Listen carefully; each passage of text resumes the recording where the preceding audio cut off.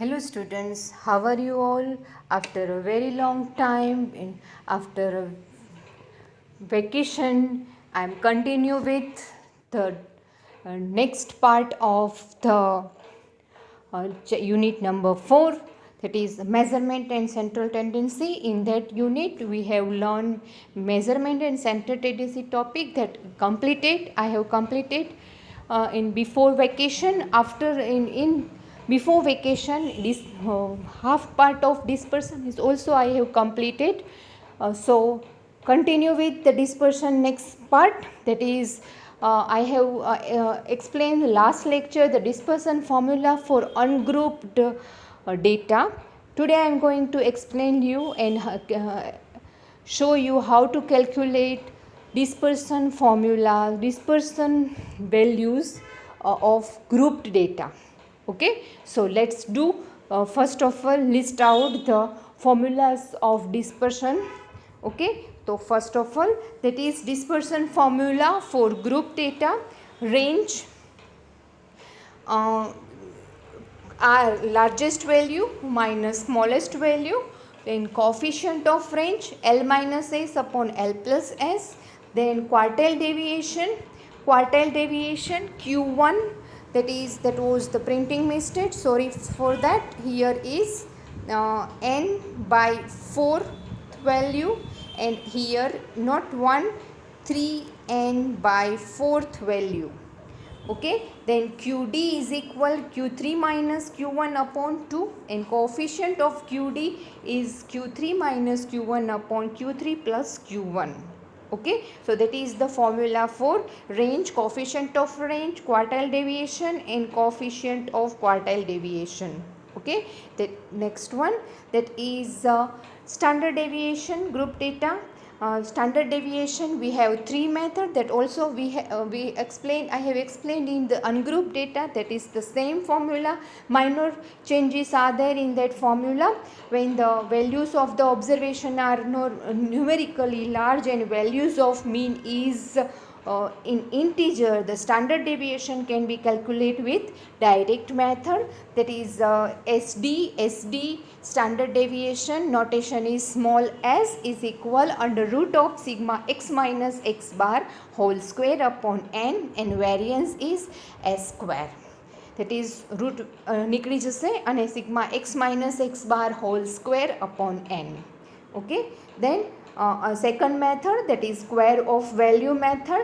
When the value of observation are not numerically large, standard deviation can be calculated using the square of the value method.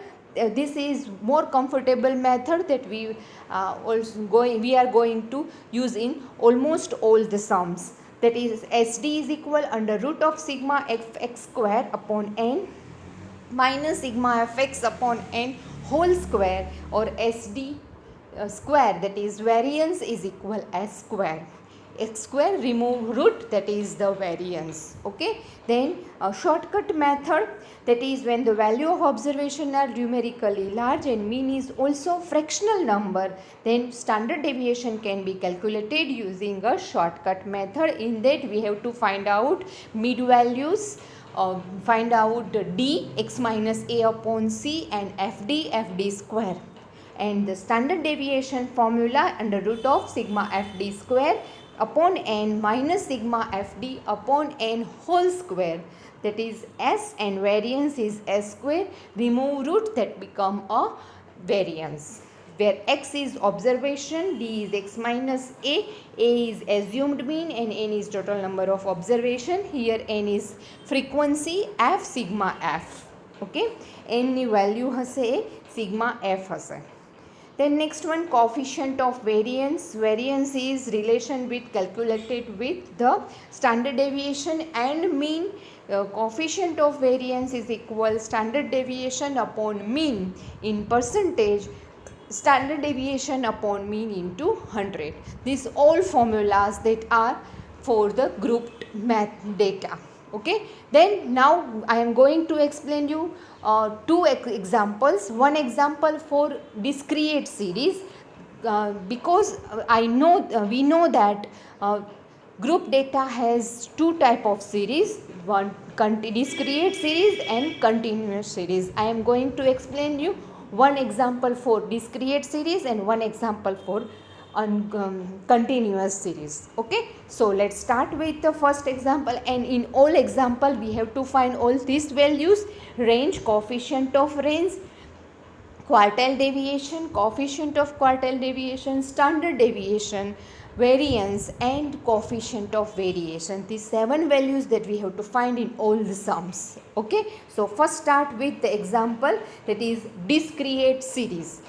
In this discrete series there is in that table there is only 2 datas x and f. Okay, એટલે that means કે જ્યારે ખાલી તમને જે table આપેલું છે એ ટેબલમાં x અને એફની વેલ્યુ હોય અને એક્સ છે એ કોઈ નંબર હોય ત્યારે એ ડિસ્ક્રિએટ સિરીઝ હશે. Okay, so find out first range. Range can be find out largest value of variable. Largest value of variable that is x જે છે મારો વેરિયેબલ છે. X is equal variable. Okay, x છે variable છે તો એક્સની largest value છે એ 6 છે અને સ્મોલેસ્ટ વેલ્યુ 1 છે. તો L is equal 6 and S is equal 1. So range is equal L minus S is equal 6 minus 1 is equal 5. Okay, then coefficient of range is equal L minus S upon L plus S. 6 minus 1 upon 6 plus 1, answer will be 0.7142. Okay, so that is 2 values we have find large and range and coefficient of range. Okay, now next one, standard quartile deviation. Sorry, first of all table મેં as it is એમનેમ ત્યાં રાખેલું જ છે અને એ ટેબલમાં આપણને ક્વાર્ટાઇલ deviation માટે we have to find out CF. CF જોશે તો CF that how we can find out. First of all 6 as it is 6 plus 9 15, 15 plus 11 26, 26 plus 12 38, 38 plus 4 42, 42 plus 1 43, and sigma n is f is equal n is equal 43. અહીંયા જે value છે એટલી value અહીંયા આવી જ જવી જોઈએ તો જ તમારી CF છે એ સાચી હશે. નાઉ we have to calculate first quartile and third quartile. First quartile, that is Q1, value of n plus 1 by 4th item, value of આ ડિસ્ક્રિએટ સિરીઝ માટે છે આ, અને ડેટા જે છે એક્સ અને એફમાં છે ત્યારે n is equal 43 plus 1 by 4th item, that is 11th item. Okay, તો CF આપણે હવે ગોતવાનું કે આ 11th આઇટમ છે એ CFમાં કઈ જગ્યાએ ઇન્ક્લુડેડ છે. તો અહીંયા આ 15 છે ત્યાં CF ઇન્ક્લુડેડ છે. દેટ મીન્સ 15ને કોરેસ્પોન્ડિંગ એક્સ એ મારે Q1 થશે. તો Q1 will be 2. Then Q3, value of 3n plus 1 by 4th item, and value of 3 43 plus 1 by 43 plus 1 by 4th item, that is 33 item. 33rd item, that is included at CF is equal 38 and corresponding X is equal 4, that is Q3 is equal 4. Okay, તો Q1 અને Q3 આપણને મળી ગયા છે. હવે એ Q1 અને Q3 ઉપર 3 quartile deviation Q3 minus Q1 upon quartile deviation upon 2. તો Q3 મારી પાસે 4 છે, Q1 2 છે અપોન 2. ઓકે, તો answer will be 1. Okay, and coefficient of quartile deviation Q3 minus Q1 upon Q3 plus Q1, 4 minus 2 upon 4 plus 2 is equal 2 by 6. So answer will be 0.333. Okay, so quartile deviation and coefficient of quartile deviation, that both we have find. Now next one, that is standard deviation. Standard ડેવિએશનમાં આપણે મેં ત્યારે જ વાત કરી, આપણે direct method, square root method જે છે એ આપણે સૌથી વધારે યુઝ કરીએ છીએ, એટલે અહીંયા સ્ક્વેર રૂટ મેથડ યુઝ કરી છે. ઓકે, તો એના માટે ટેબલ પહેલાં બનાવીશું. એક્સ અને એફ તો આપણી પાસે છે જ. Okay, and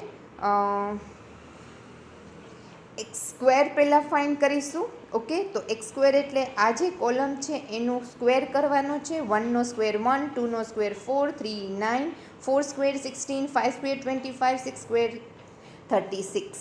okay, then sigma x પણ ફાઇન્ડ કરી લીધું છે 21, સિગ્મા એફ ફાઇન્ડ કર્યું છે 43, સિગ્મા એક્સ સ્ક્વેર ફાઇન્ડ કર્યું 91. નાવ એફ અને એક્સનું મલ્ટિપ્લિકેશન, આ બંનેનું multiplication 6, 9 2s are 18, 11 3s are 33, 12 4s are 48, 5 4s are 20 and 6 1s are 6. Okay, now fx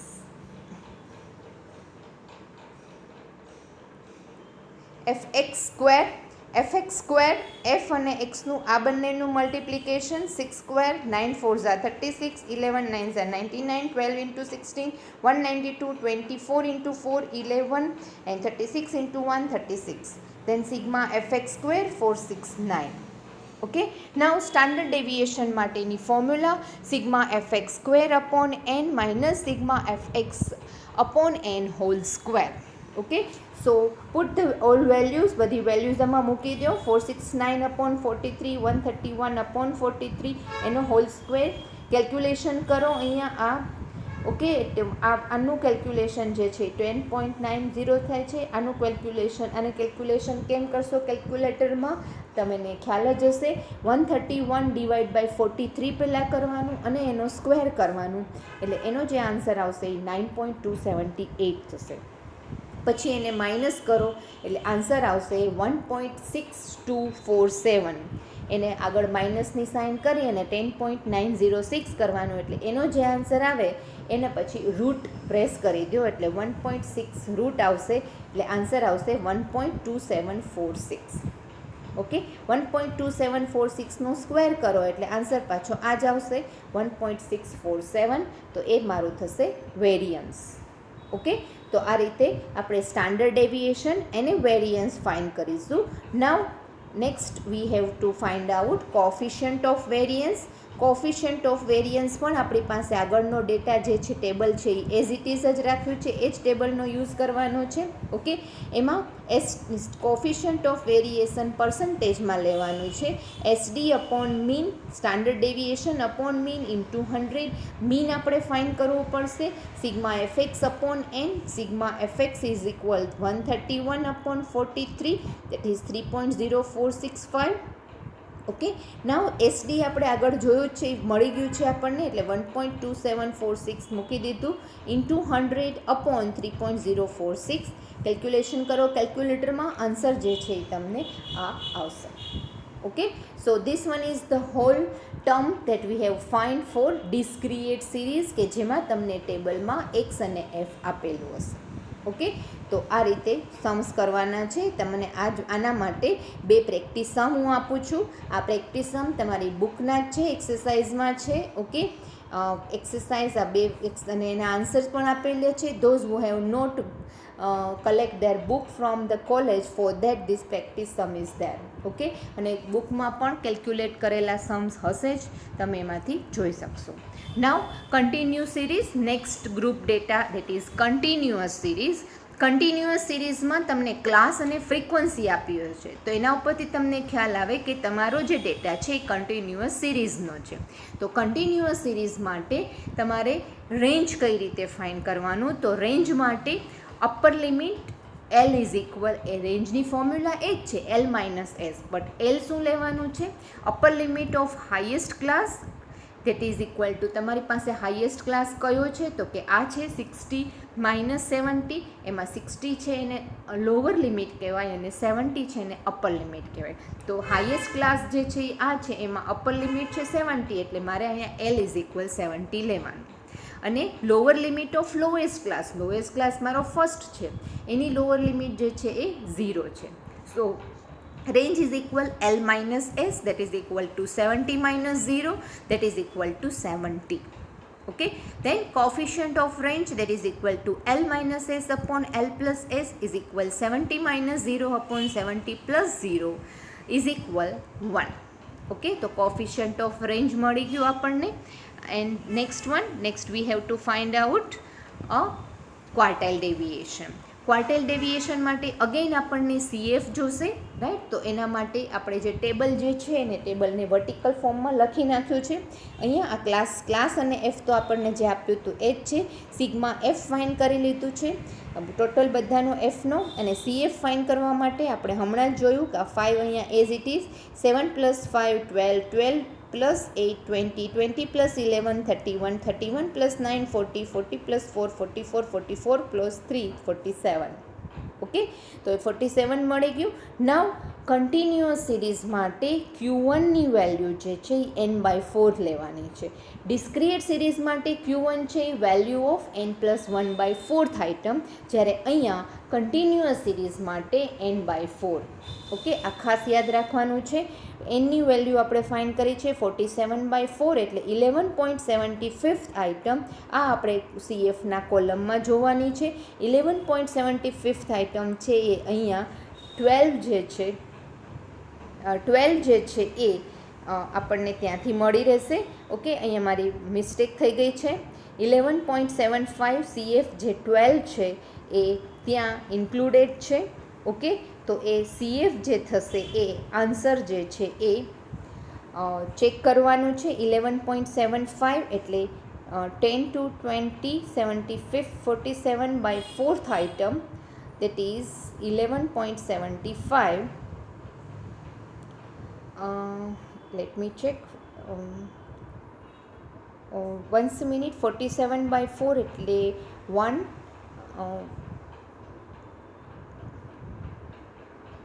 1 dot. Okay, 11.75 is below it.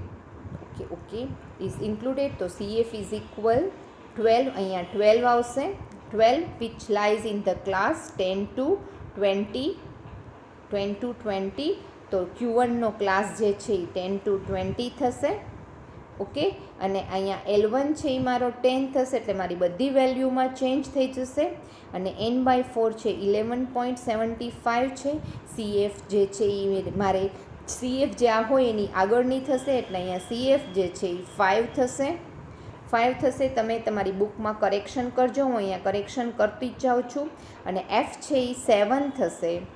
Okay, અને C જે છે એ 10 થશે. આ સાચું જ છે. અહીંયા મારે ખાલી 10 મૂકવાના છે. L1 10 છે, 74. અહીંયા 12 CF જે છે ત્યાં મારે 5 મૂકવાના છે, અને અહીંયા 7 છે ઇન્ટુ 10. ઓકે, એટલે અહીંયા 11.75 5 -5 કરીએ. ઓકે, તો દેટ ઇઝ 75.75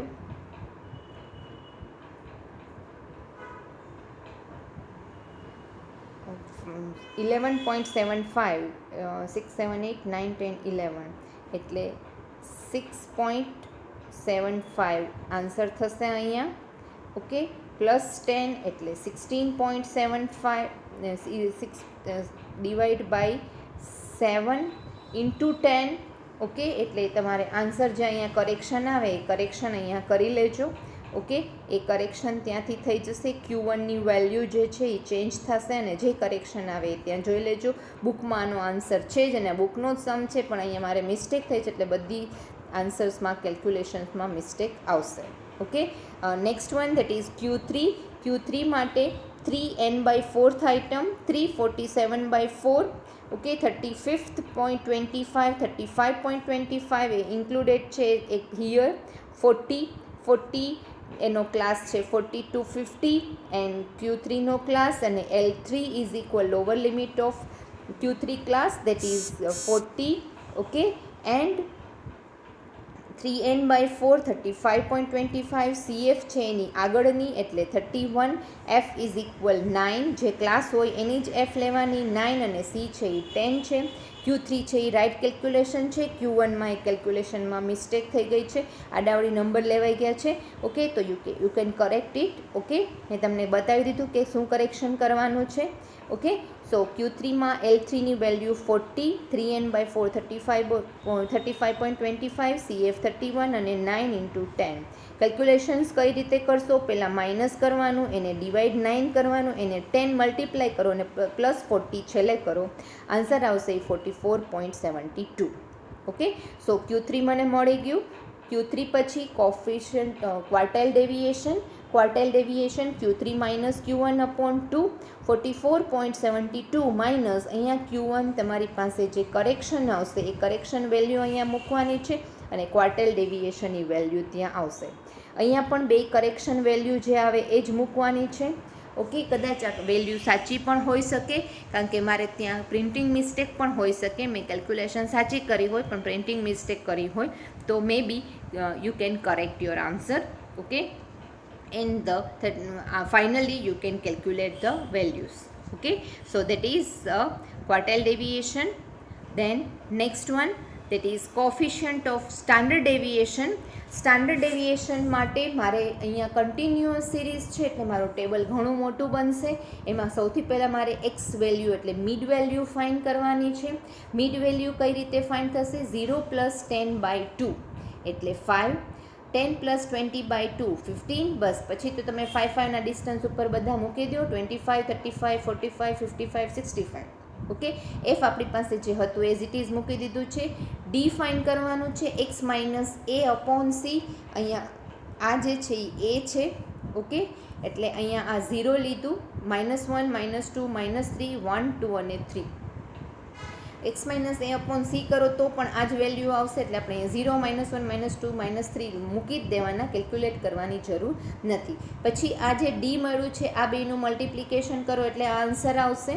આ બંનેનું મલ્ટિપ્લિકેશન એમ કરતા જાઓ. 5 - 3 15, 7 - 2 -14, 8 - 1 -8, 11 × 0, 9 × 1 9, 4 2 = 8, 3 3 = 9.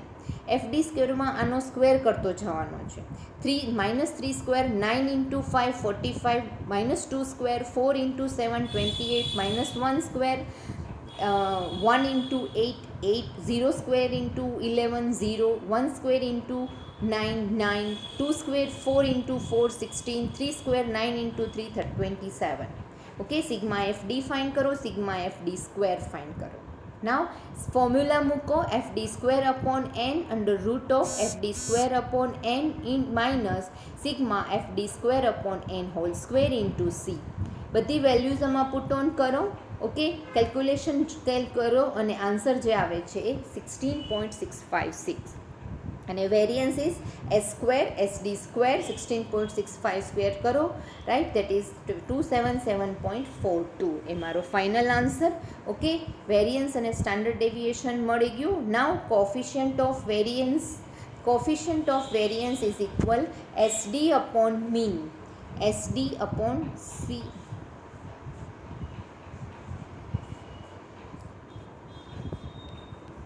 Coefficient of variance that is equal to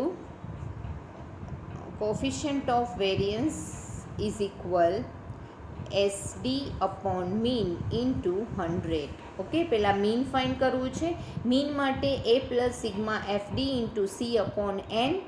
a is 35, FD is -11 upon 47 into 10, 32.65. CVનું વેલ્યુઝમાં SDની value આગળથી જ લેવાની છે અને 32.65 into 100 આન્સર જે આવે છે એ final answer 51.01%. That is the CV of coefficient of variance. Okay, so like that you can calculate the CV, and this one is the old term that we have find for continuous series. Continuous series માટે આપણે બધી જ value find કરી. Okay, now next તમારા practice માટે Sam's આપેલા છે, આ બે સમ. ઓકે, અને એની આન્સર્સ પણ આપેલા છે. આગળના સમ્સ જોતા જજો અને કેલ્ક્યુલેશન તમારી બુકમાં કરતા જજો અને બે સમની પ્રેક્ટિસ કરી લેજો. Okay, so that's it. Here I have completed unit 4 and in next lecture I am going to explain you start unit 5 arithmetic progression. Okay, so till that thank you very much and bye bye.